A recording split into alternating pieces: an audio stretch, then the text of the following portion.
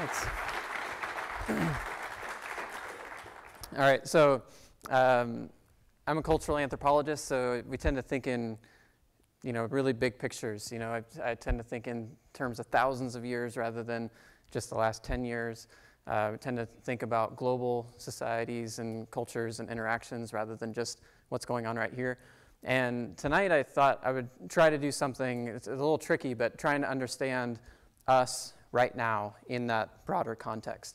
So some of this is just kind of off the cuff and it's not really worked through yet, but I thought it might be fun, to share this with you guys and see what you guys think. So please, in the Q&A afterwards, send me your best. So we're going to start here. This is kind of a vision of what the world looks like today if you think about the fact that everywhere around us are these new ways of connecting and collaborating that have never existed before. And there's kind of a big pluses and big minuses to this. And one example of this, for example, is this. This is a bunch of dinosaurs who attacked somebody's kitchen one night. This is Refi and Susan Tuma in Kansas City. About 15 months ago, they started taking their kids' toy dinosaurs and having them do various things at night. So when their kids would wake up, they would discover this, and their kids would just be like, "Wow, that's amazing! Like, what's happening here?" And this is like where the internet takes over, right? Because they're posting these on Twitter and Instagram and so on, and they're getting huge hits out of these things. They're going viral every day. And pretty soon it ends up on the Today Show, and then it goes even more viral. And then suddenly you go onto Twitter, and there becomes this thing called Dinovember. And now it's an annual thing now. Every year there's Dinovember. You can look at the hashtag every year, and it's parents everywhere trying to trick their kids into thinking their dinosaurs are wreaking havoc throughout the house. So there's thousands and thousands of these pictures start showing up, and some of them are quite wonderful, like this one here. And so then they asked, Refi and Susan Tuma, like, why would you do this? And this was their response. They said, why do we do this? Because in the age of iPads and Netflix, we don't want our kids to lose their sense of wonder and imagination. In a time when the answers to all the world's questions are a web search away, we want our kids to experience a little mystery. All it takes is some time and energy, creativity, and a few plastic dinosaurs. And you notice the word here of the day, which is wonder. And this is something that I'm very concerned about. I teach thousands of students. I teach in really large classrooms. And this is one of the things that I've become most concerned about over the last 10 years. Because when you look at this world, it is one of two things. It's either the world's greatest knowledge machine, but it only works on questions, curiosity, and wonder. And if you don't have questions, curiosity, and wonder, it becomes the world's most seductive distraction device. And that's kind of where we're at right now. So this is Thomas de Zignotita pointing out that in the midst of a fabulous array of historically unprecedented and utterly mind-boggling stimuli, whatever. And that's kind of where we're at. So this is what I mean by the end of wonder in the age of whatever. It is to say that we may be seeing the end of wonder. We may be seeing a decline in wonder. But there's also a new purpose for wonder. There's a new end for wonder. And we have to recover that sense of purpose for wonder and curiosity. So this is where we're at now. I sometimes give talks about the future. I'm going to summarize one of those talks now. Basically, in the next 10 years, we're going to move towards ubiquitous computing, ubiquitous communication, ubiquitous information at unlimited speed about everything, everywhere, from anywhere, on all kinds of devices. This will enable, in fact, it will make it ridiculously easy, this is a technical term from the literature, to connect, organize, share, collect, collaborate, and publish with anybody, to anybody in the world. That makes the way we're doing education right now increasingly obsolete. Like these exams like this just don't fit in very well anymore. And there's other things we do. Like you take a bunch of students, for example, and we have this grading system, and that basically just divides them up, and the people on this end get really frustrated and disenfranchised and might just give up. The people over here feel very happy, but they become complacent and they don't try very hard because they already have an A. Basically, the learning becomes about achievement and not about the learning itself, and this becomes a problem. So for example, this is Erica Goldson, who's a valedictorian out in Georgia, and I just want to read to you a piece of her speech here. She says, this is, you think about wonder and curiosity. What kind of wonder and curiosity is cultivated in students? And she says, well, I wonder, why did I even want this position? Sure, I earned it, but what will come of it? When I leave educational institutionalism, will I be successful or forever lost? I have no clue about what I want to do with my life because I saw every subject of study as work, and I excelled at every subject just for the purpose of excelling and not learning. And quite frankly, now I'm scared. And she's your winner, right? Like, she's the one she's the valedictorian. She comes out on top, but she ends up with no passions and no curiosity and no sense of wonder. And then the students come pouring into my class. I have these huge classes, 200 to 400 students at a time. And about midway through my first semester teaching, I decided to just pause and see what kind of wonder and curiosity I had stirred up in them over the first 8 weeks. So I decided to just listen to the questions they were asking. And they're asking questions like, how many points is this worth? How long does this paper need to be? What do we need to know for this test? Like, something has gone wrong. So this is my big concern, and kind of the outline of what I want to talk about tonight is essentially 3 things. Like, one, like, what is wonder? And I want to just kind of give you a sense of what wonder is through some of my own experiences. Then 2, why is it so hard to achieve in our society today? And then 3, what can we do about it? And again, all this is very tentative. This is a very big topic, right? Wonder. How do you even define wonder? So bear with me as we go through this. So I'm going to start off with trying to define wonder. And what I'm going to start off by pointing out is that, so I sat in this classroom myself. I went to Kansas State University. This is where this is at. I sat about 11 rows back, and I had my mind blown by a professor, basically. This professor came in, he started walking around and talking about the world, and I was this small town kid from Nebraska, and everything he said just blew my mind. Like, I just couldn't believe there were these people around the world who lived so differently from us, and it really shook me because I thought I knew, what truth was. I thought I knew what the right morals and values were, and suddenly, there's people around the world who have different ideas about truth and moral and values and so on, and that really shook me up. And suddenly I had all these questions that I didn't have before.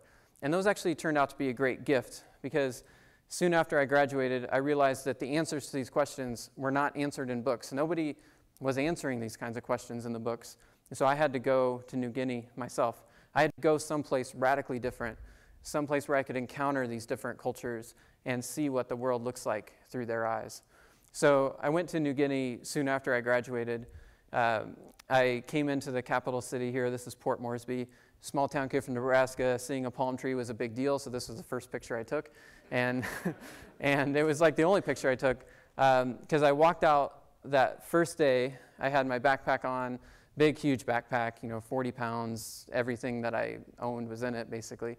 And I walk out the first day, and I'm really excited to meet just anybody. I want to meet everybody. I just want to just soak in this new culture. And so I walk out eager to meet new people. These 2 guys are walking toward me, and they say, "Hey, Mone."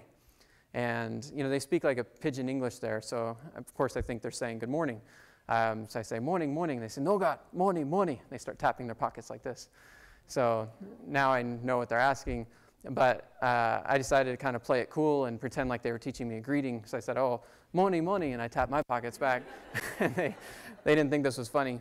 And one guy steps, I'm just kind of trying to walk past them, giving my good morning. And the guy steps in front of me, pulls his jacket back, and he's got this 2-foot machete in there. And so I turn my back so that if he slashes at me, he'll just hit my backpack, and I start running. And I get around the corner. You notice the razor wire. This is, you start to realize like what kind of place this is. And I run around the corner, and fortunately around the corner were all these wonderful people that I'd hoped that I would meet, and they chased these 2 guys off. And I walked straight to the airport. So now I'm at the airport, and I'm trying to decide, like, do I go home? What do I do here? I mean, I just knew I couldn't stay in the city. I was really shooken up, and I didn't have anybody to turn to. So I was looking at the departure board, and the first departure was to Brisbane, and that's like a great place on the coast of Australia. I could learn to surf. It'd be a great place to spend a summer. And then I looked down the list, and there were all these little villages throughout New Guinea, and I realized that the answers to those questions, that at that moment I like had this thought, like these questions are like burning in my soul. Like I can't go back. Like I can't go home. I have to follow this. I have to pursue this and see where it leads me. And it was those questions that got me on that next little plane, and then the next little plane after that, until I was flying in to the center of the island. And that's the first lesson about wonder to me, because I was finding myself falling into this state of wonder and curiosity about the world.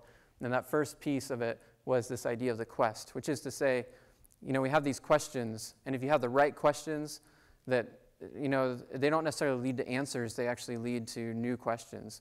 And so you find yourself like walking this path, following question after question after question, and that's what a quest is really all about. So here I am, really on a quest now, and coming into this airstrip here. This is the last of the small planes I would take. And I'm on this airstrip here. At the moment I land, there's no electricity, no running water. Your money's no good. There's no hotel to check into. There's no food to buy. You're completely dependent on the locals from the moment you land. So I land, and this is my greeting. And then the plane leaves, and it comes like once every 6 weeks or so. So then I'm back here again, and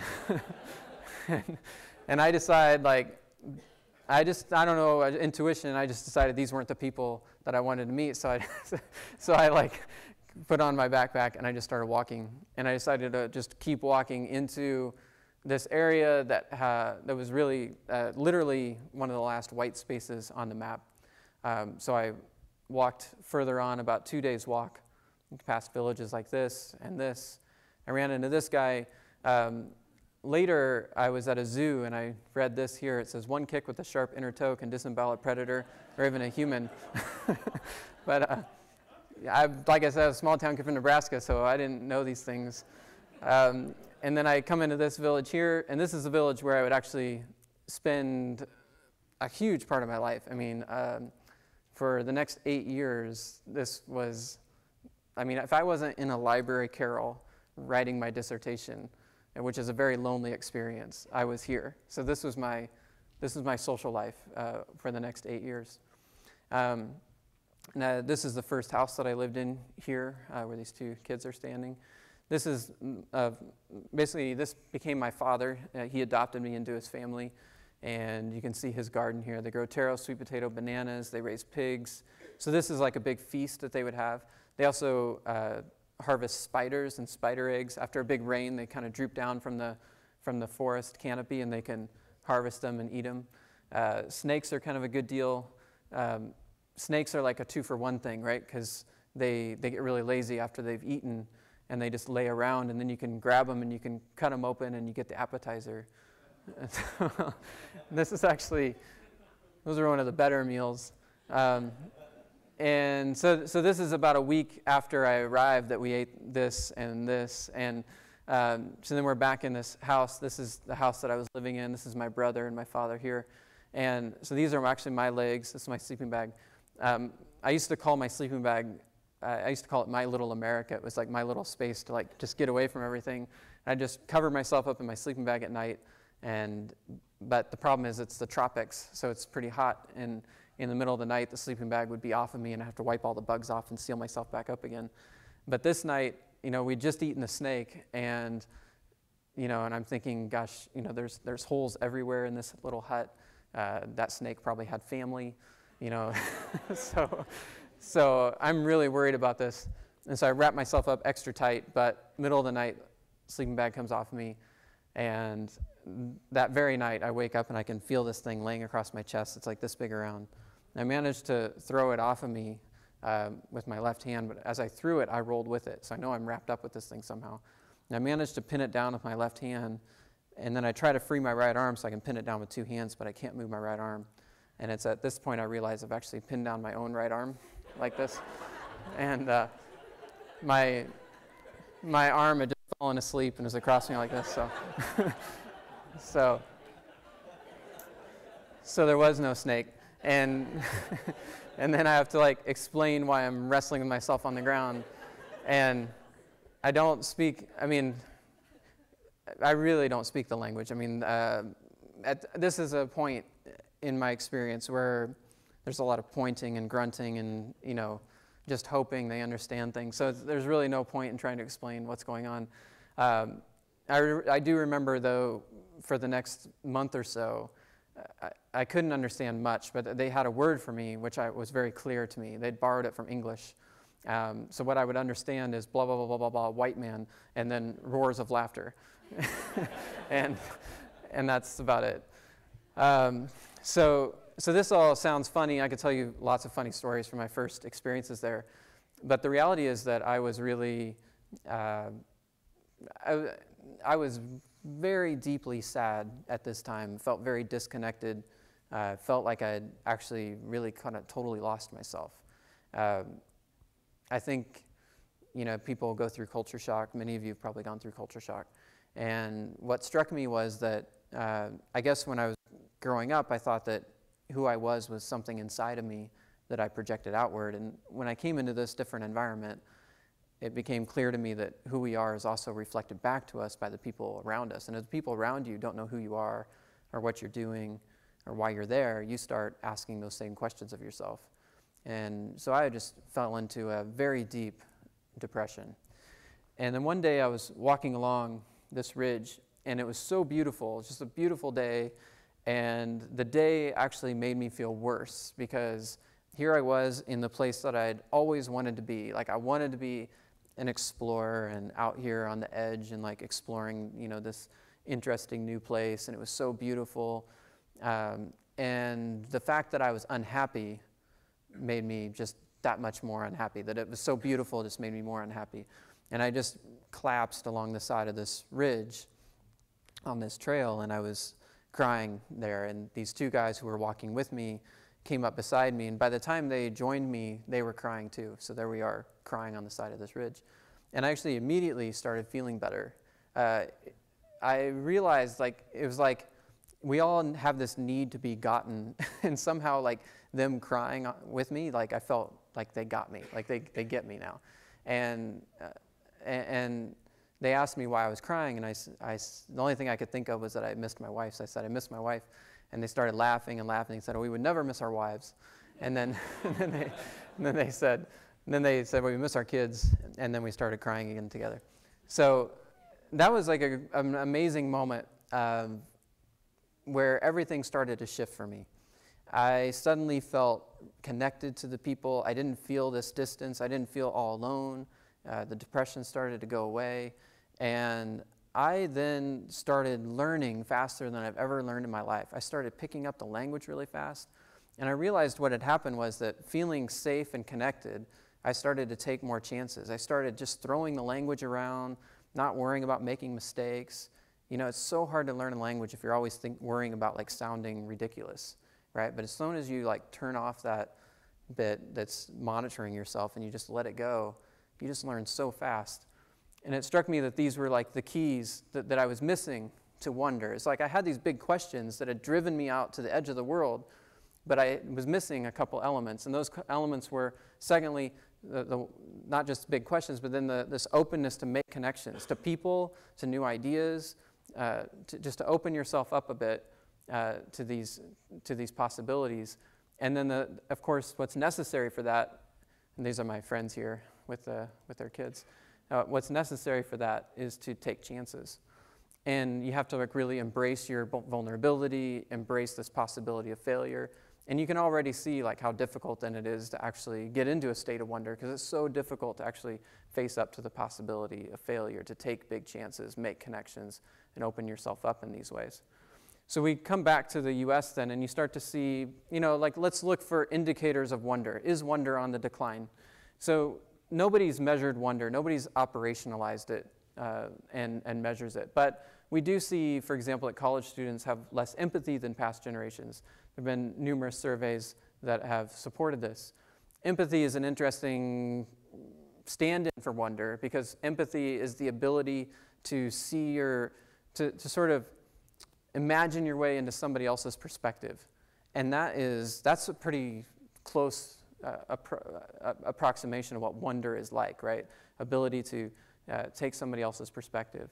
And we see it on the decline. You might then wonder, like, why in New Guinea my friends are crying with me on the side of this ridge? Like, that was a tremendous show of empathy that they had. Why would they have more empathy? And you can see the articles already suggesting it might have something to do with technology, right? I think there's a little bit more to it than that. In New Guinea, of course, there is no technology. There's no screens in the pockets distracting people. There's no screens in the corner that everybody's facing. Really, they share their lives. They share every moment, right? But it's not just that they share their lives. They also share their deaths. I mean, this is, when you talk about no technologies, you're talking about no medical technologies either. And the way of dealing with death is simply to be by each other's side and take care of each other as you can. This is my friend Joseph, for example. We were playing soccer on a Wednesday. They just learned how to play soccer about the time I got there.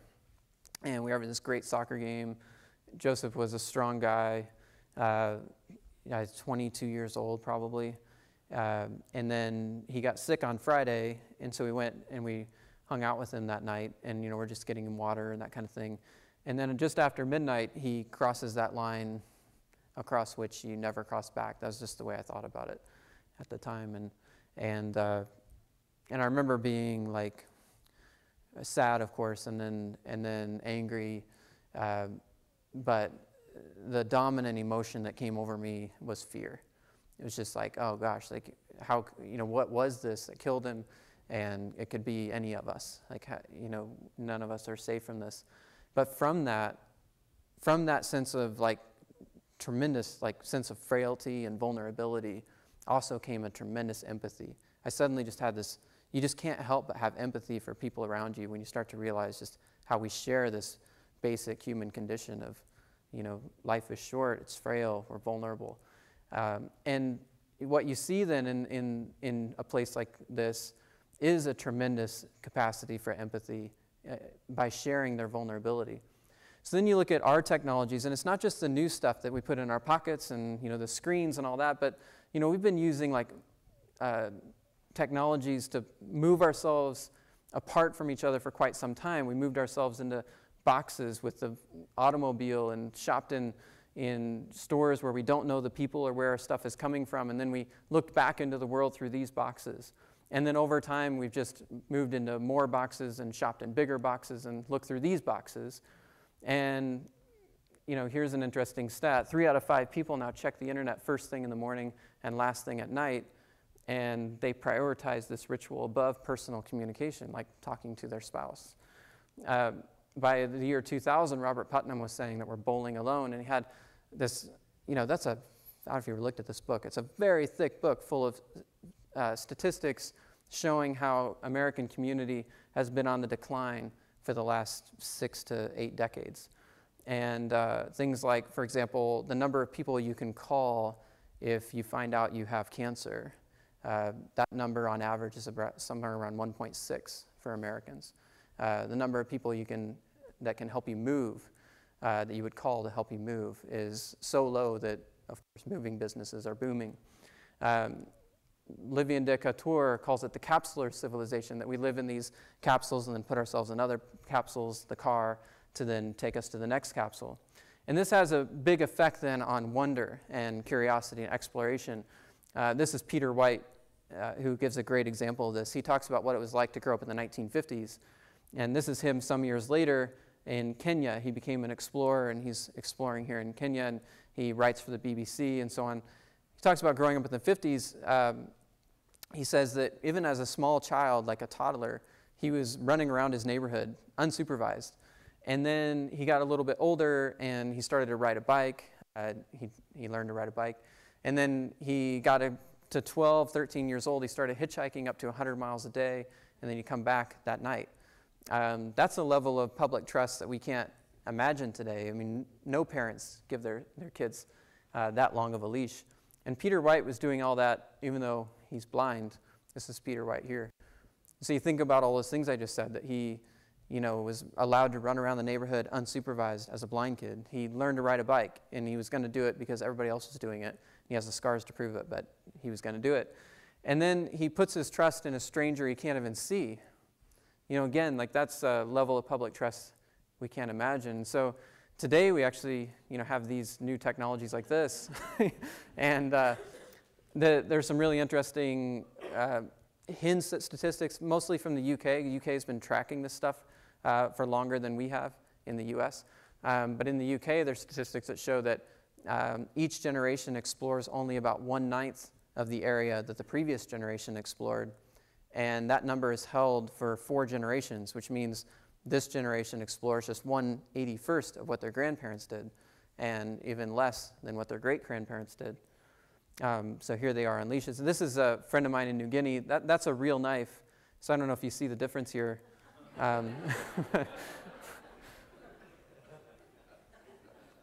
And this affects us in quite dramatic ways.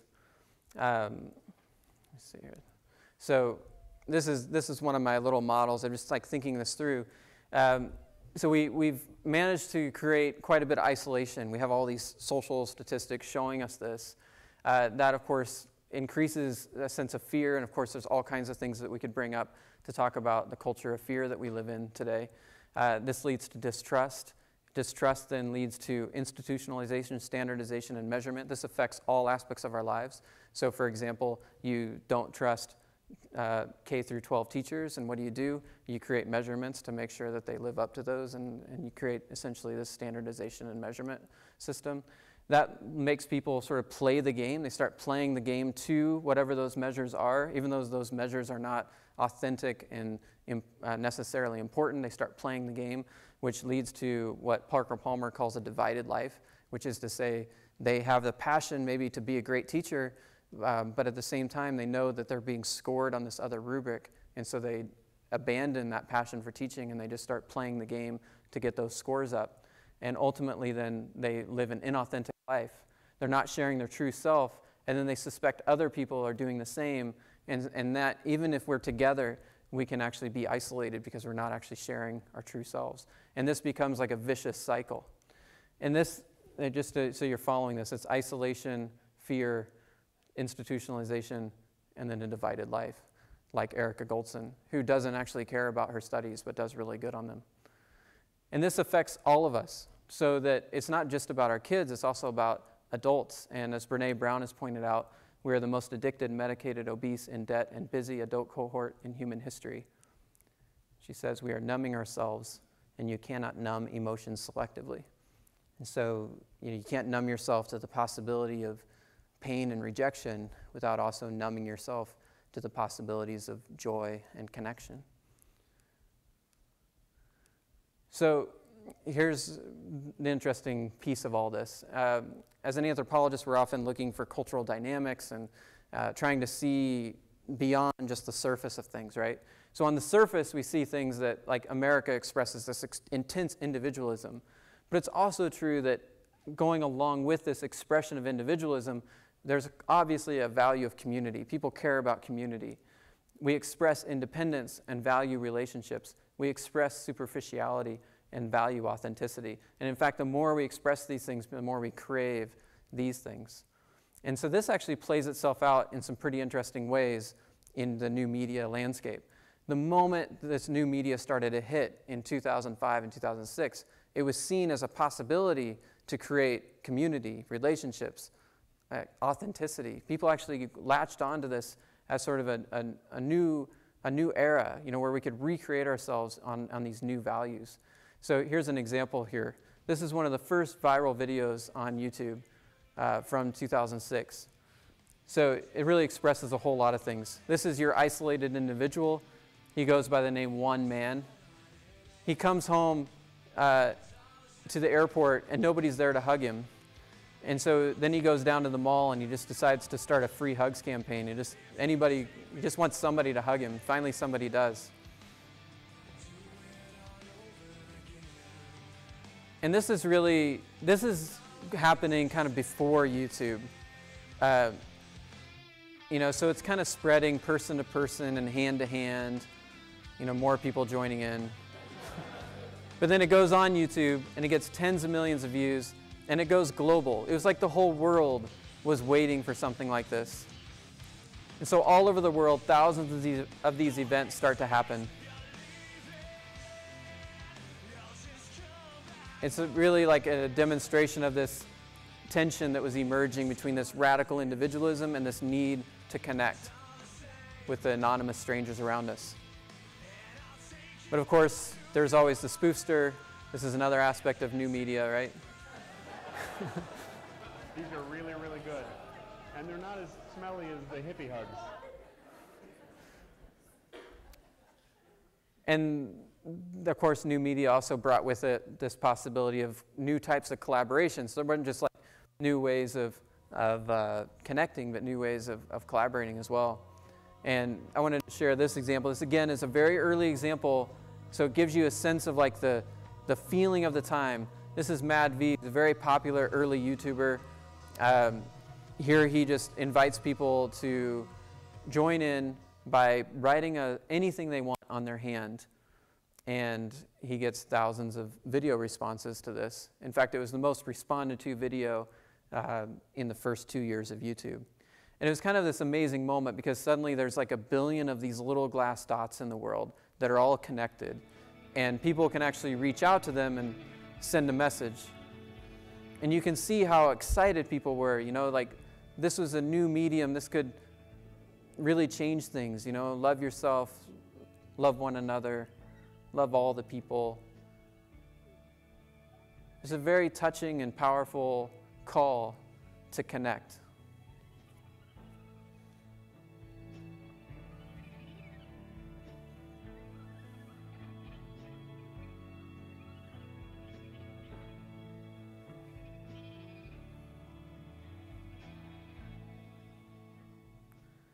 So all this can look like, this is a big moment. I don't know if you guys can remember back to like 2007 and what it felt like, but there was a lot of hope in the air about what new media could bring. But there's also a lot of skepticism. And one of the things that we noticed at Kansas State, we started studying this as soon as we started to notice this phenomenon. And I'll give you an example here. One of the things we saw was that there were a lot of people finding community on YouTube, like they were calling it community.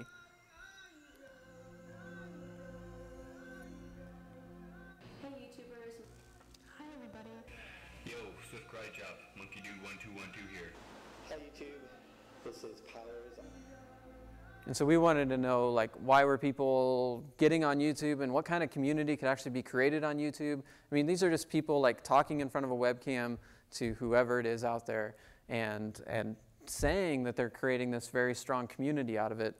And so we were curious about it. And so we started putting ourselves on YouTube. This is me, and that was Jesse Stone from Bakersfield, by the way.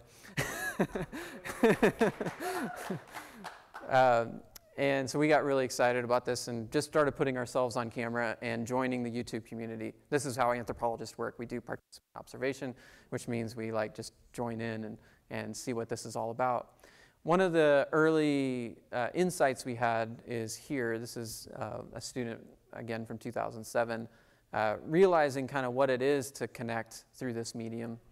Looking at the camera, and I had a mirror back here to show you guys, but this is what I'm talking to. Not you, this. Well, you, but this. I'm talking to you, but for the time being, I don't know who you are. And so we started like thinking about what does this mean to be mediated in this way. So like when you're watching people, you're watching them on a screen. It's not at the same time. It's not synchronous. It's asynchronous. When you're talking to them, you don't know exactly who you're talking to. There's all these interesting issues going on there, and it changes the way people talk. It changes what they say and how they say it. This is basic sort of media studies kind of stuff here in terms of how it can shape what's said and so on. And we expected these relationships to be pretty thin. We expected people to not have like really profound relationships on YouTube. We expected this YouTube community to be just that, a big air quotes community, right? Like not a real community. But we were wrong. I can show you an example here. People connected very deeply. I'm going to jump right into this one. This is B. Nessel 73. He lost his child to SIDS in early 2007, and this is what he has to say about April 17th, that. 2007. Creating characters gave me an escape. It allowed me to be silly. It allowed me to act how I wanted to feel. It became a form of therapy, a coping mechanism. And after a while, it brought fun back to YouTube for me.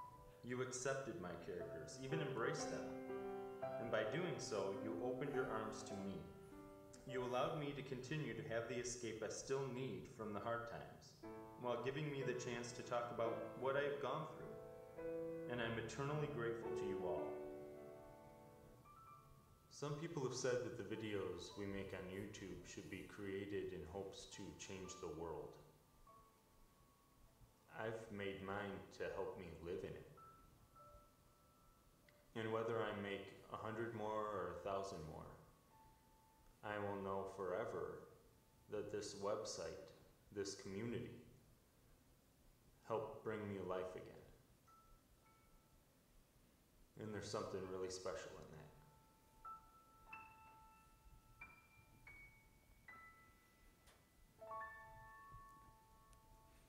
So we found many, many examples of this where people were actually felt somehow a little bit unguarded, a little bit in front of the webcam, and would reveal things they wouldn't reveal to their best friends around them.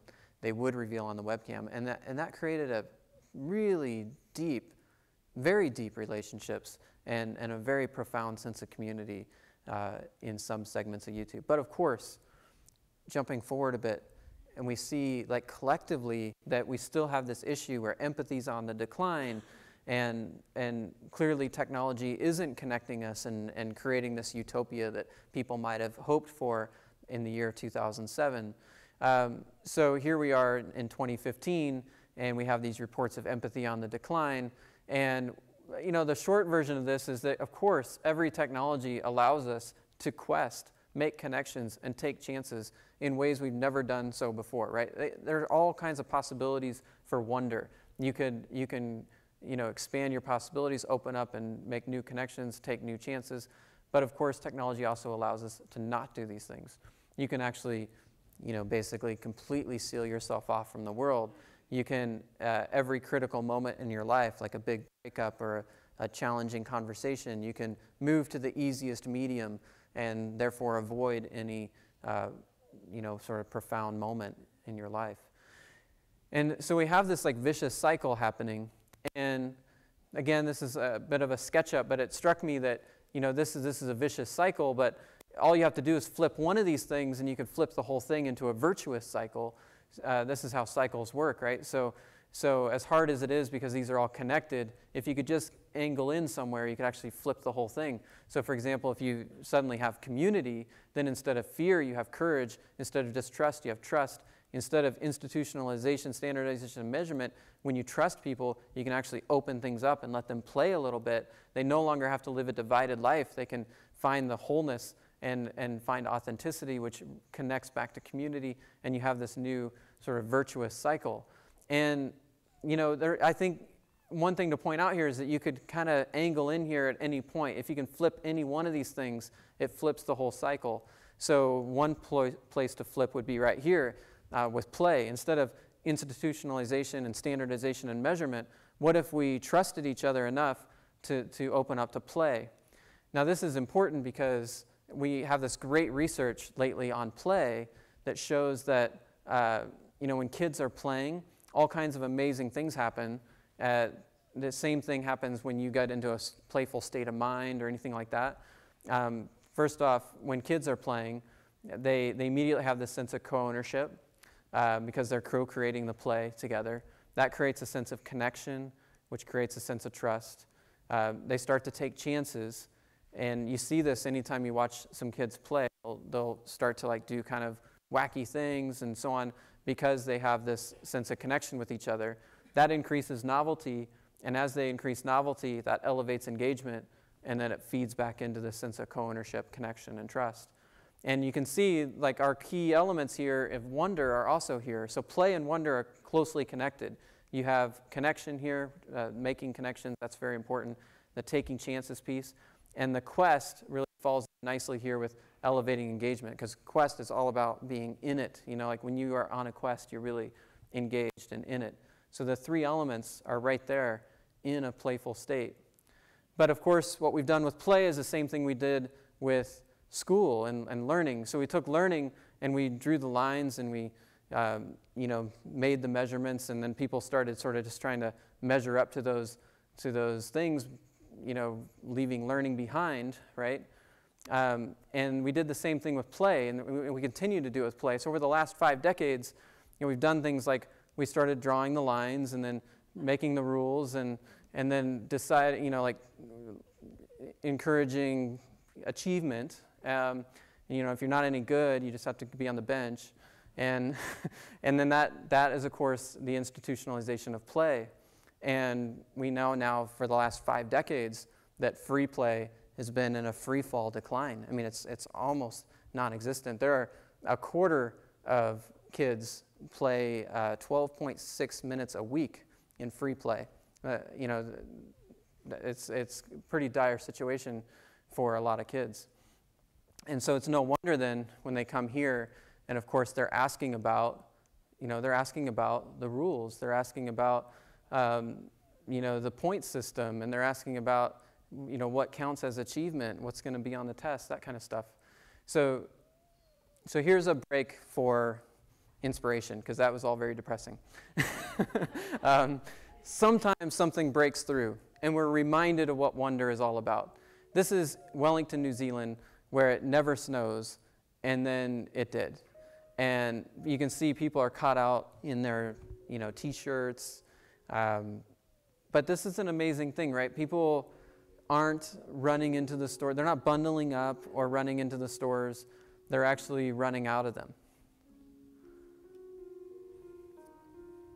And there's this real embrace of life, even though it's like, this has to be like really uncomfortable, but people feel more connected to each other. They feel connected to the world. They want to experience it. And this is what wonder feels like, right? Just bring yourself back to what wonder feels like. Wonder is that place where a walk can feel enchanted.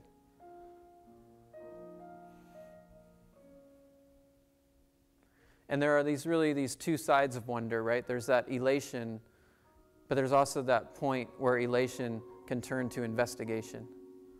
And it captures those two sides of wonder. That there's that side of, you are in wonder, you're just in awe of everything around you. And then there's that part of wonder where you it's like you're a kid again and you're wondering about things, questions and mystery surround you. And you start to see connections where you thought you'd never see connections, and it starts to feel like every little thing matters.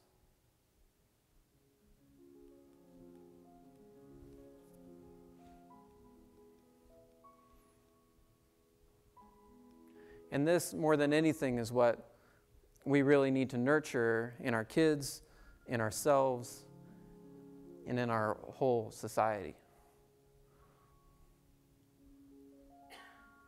So how do we do that? Interesting thing about these students. So for some time, I faced these students, and they just look like a sea of glazed faces, and I'm like, and they ask these questions like how many, what's going to be on the test, that kind of stuff. It's very discouraging as a professor, right, to hear these kinds of things. And then I started a new thing where after class would get out at 10:45, and I would just say, okay, I'm going to lunch. Anybody want to go? And people would go. And so I'd be sitting down with these students one-on-one, and every day, I've been doing this for years now. Every day I sit down to lunch with a different student, and we start talking. And typically, I'm not one for small talk, so we just go right into the big stuff. And I've learned all these amazing things. And the biggest thing I learned was that these students actually have fantastic questions, and they all share, 3 or 4 really big ones that they're asking that are really important, and they just get somehow sidelined, and they become not part of schooling, but they should be part of schooling. And the 3 big questions they're asking are, who am I? What am I going to do? Am I going to make it? I mean, everybody's asking those, and those are like actually really big and interesting questions. Just to give you a sense of what these sound like. So I'll give you an example of one of of a student. Like, I just sat down with a student recently, and so this is a hard story to get through. I'll probably cry. Her parents had a rough go about 6 years ago and split up and divorced. Dad left. Her mom started drinking heavily and got into some drugs and was out a lot late at night, sometimes wouldn't come home at all. And when she got to be 16, this girl got to be 16, the mom was out one night and just didn't come back, and and here she was in this house, the bills were unpaid, and she was evicted and left homeless a few months later. So then she walks into her class. She's in this English class at school, and she's acting out, as she often did. And the English teacher took her outside and was yelling at her, and she just started to cry, and she just said, I don't want to go on. And that English teacher actually took her home that night, and she's lived with that English teacher ever since. She graduated valedictorian, and then she's in my class, and she's an accounting major, and she hates accounting. And she's an accounting major because it sounds safe. It sounds like something that'll like get a paycheck and she won't be homeless ever again. But she's wondering, what am I going to do? That's what these questions sound like. I'm not like just saying like these questions, these students just come out and say this stuff. But those are the questions that are underlying this. They're seeking like, not just like what they're going to do with their lives, but what's a life worth living? And that's a question that somehow gets sidelined in, the art of figuring out what's going to be on a multiple choice test and filling in the right bubbles. So these students are asking these big questions, like who am I, what am I going to do, am I going to make it? And there's all kinds of answers for them readily available, like Coke offers happiness in a bottle, Starbucks gives you community in a coffee shop. You can buy this stuff, and it's supposed to tell people who you are. But the worst of it is that a lot of the answers are already scripted for these students. And this is very important. We know, for example, from recent studies that we've known for quite some time, for example, that women tend to do worse than men on standardized math exams. And you can actually go through different ethnicities, and you can pull it apart that way as well. Asians tend to do better than whites tend to do better than blacks, and so on. And they did a study up at Stanford where they took a GRE math test. GRE is like the standardized test to get into graduate school.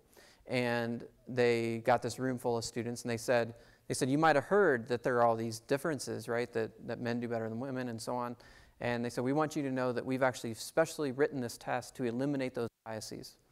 And then they gave them the test, and the biases actually had gone away. But they did not actually change the test. It was the same test. And they've studied this. This is called stereotype threat. It's a fascinating phenomenon. And what they've discovered is that we have these, we all have these ideas about who we are in our head, usually coming from society, these stereotypes.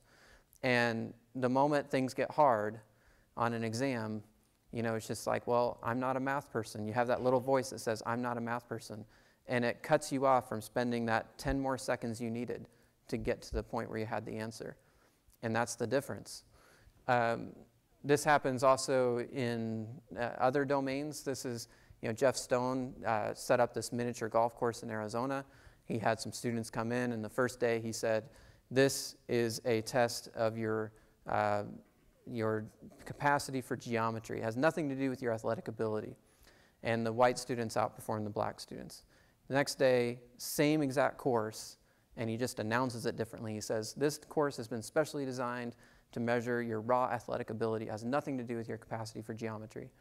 And the black students outperform the white students. These stereotypes affect us in all kinds of ways. And if you can somehow get beyond them, you can do amazing things. So if you look at like Vi Hart, for example, Vi Hart, if she had accepted the message that who she was a woman who can't be good at math, she wouldn't have gone on to be this amazing mathematician who has millions of followers on YouTube. She makes these beautiful artistic math videos that millions of people watch. Or, you know, you could look at Sean Ahmed, and Sean Ahmed was sitting in this huge lecture hall, and he's listening to Jeffrey Sachs, and Jeffrey Sachs was saying we can end poverty in our lifetimes. And Sean thought, well, you know, that might be possible, but it's not going to happen if I'm sitting in this lecture hall. Like, I can't do anything about it here. And so he went ahead and bought a camera and a microphone, and he moved to Bangladesh. He started making videos about what poverty actually looks like on the ground. He had a quest, you know, he wanted to see, like, what does poverty actually look like? And he went to find the answers.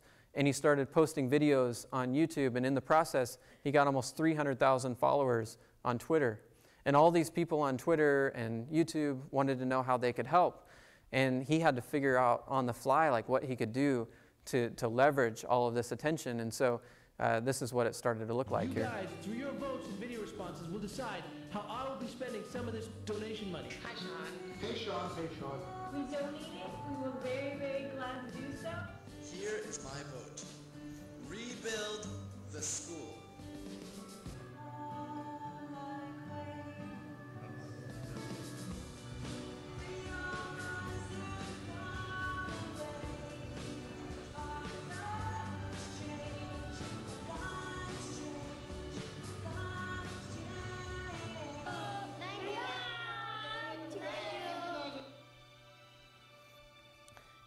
And you hear the music in the background. I think that's a great example of another piece of collaboration there.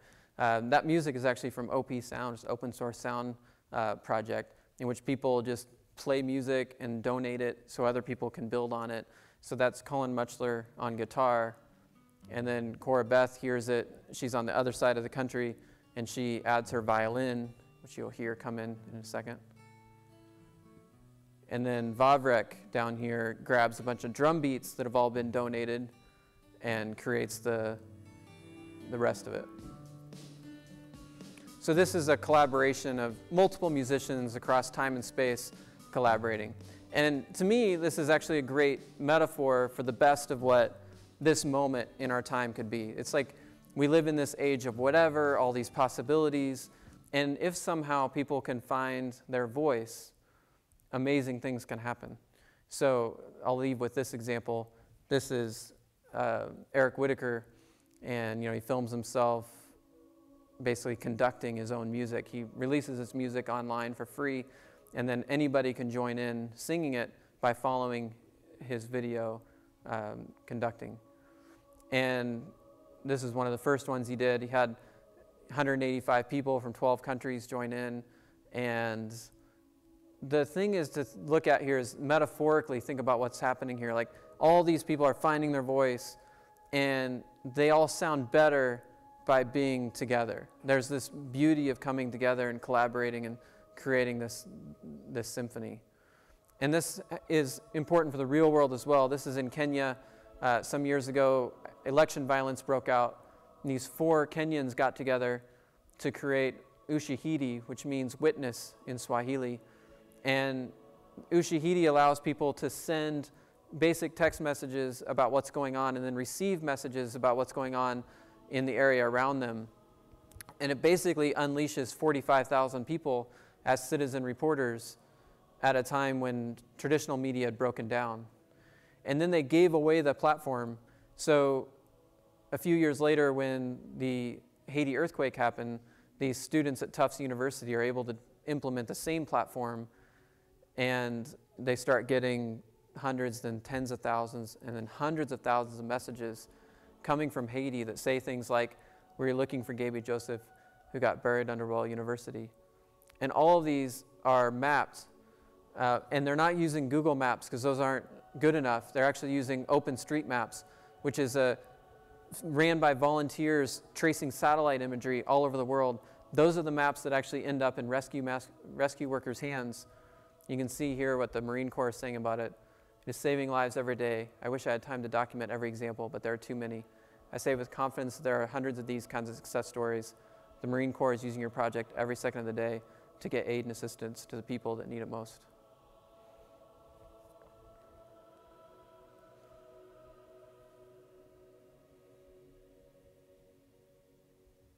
So I'll end with that and open up for questions.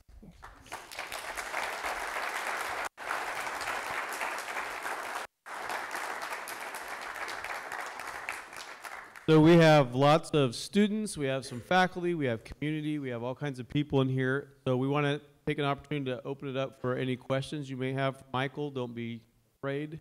Kristen has a microphone, I have a microphone, so if you raise your hand if you have a question or a comment or something that you want to share. Not all at once. I really enjoyed your presentation. I'm just curious what your thoughts are of universities, faculties adopting these new technologies and really kind of creating a game changer at university. Like, what are the obstacles, the institutional obstacles that have to be overcome when you're here to kind of do these kinds of projects that you're highlighting, particularly at university? Oh gosh, there's a lot. I mean, let's say the goal is to move away from. I'm just gonna like frame a goal for us here, and the goal I would say is to move as many students as possible from being what you might call like superficial or strategic learners, like people who are trying to get a good grade and gaming the system and so on, to being deep learners. And immediately what jumps out is you have grades, right? Like, and that's a huge issue. Grades create tremendous efficiencies, right? You can have hundreds of students and then you just create this like some sort of system that filters them out, and then everybody can say like, yep, you did your job, you sorted the students out. There's a lot of institutional momentum behind grades. But grades haven't existed forever. Like there's a longer history of education that precedes grades. Grades have only been around for about 120 years or so. So maybe there's, I don't know. It might not be so radical to go away from grades, but you can imagine how hard that would be. There are a lot of other things. Are you coming tomorrow by chance? I am. Okay. So I think, yeah, tomorrow will be a good time to talk about that. Yeah. There's, Michael, I have a question. Okay. How old were you when you went to, for 8 years? 22. That was my first trip. Any others? What technologies do you use to try to engage students in your class? Oh, okay. I basically use. I don't start with the technology. I use whatever makes sense, and sometimes that's driven by the students. So, typically we, like almost every class I teach will have some kind of like what you might call like a back channel or some way that students can quickly connect. And, we've used GroupMe has been popular. HipChat is now sort of gaining in popularity on our campus, so we use a lot of HipChat. And then some of these you can look them up if you haven't seen them. And then Facebook Messenger, sometimes we just create a group, and on Facebook Messenger, like it's essentially just add people to that, and that can be pretty handy. So we always have something like that.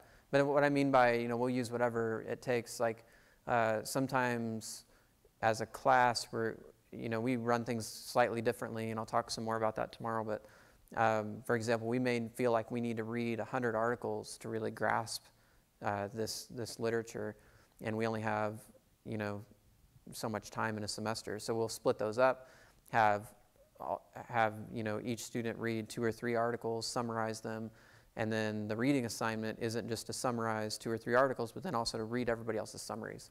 So then you read essentially the summaries of 100 articles, and we come to class, and that we do that like on a Google Doc or Etherpad or just whatever works, and that's a great way to collaborate. One example I'll mention that we're really excited about right now is we have students living in a retirement community, and they're trying to create a documentary about that experience. And we're actually now we decided to start using a game engine, and we're using Unreal Engine to create sort of photorealistic, three-dimensional portrayals of like these people's homes. So these are people we're interviewing who are like in their 90s, and they grew up in these homes, like a little farmhouse. And so we're using their photographs and memories to recreate that farmhouse in a three-dimensional space, and then we can actually walk with them, in a sense, through their old farmhouse, and it creates memories for them.